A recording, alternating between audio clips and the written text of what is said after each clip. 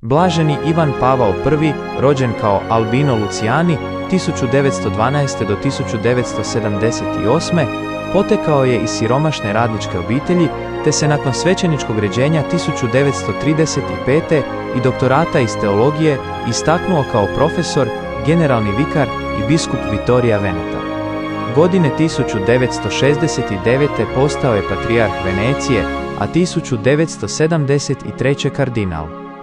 Bio je poznat po skromnosti, reformizmu, jednostavnom izražavanju i zalaganju za siromašne, kao i po knjizi duhovnih pisama Illustrisimi.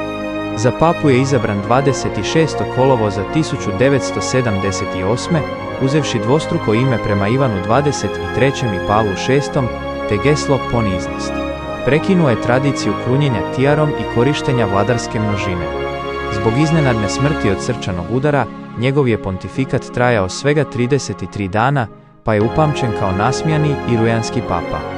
Papa Franjo proglasio ga je blaženim 2022. godine na trgu Svetog Petra.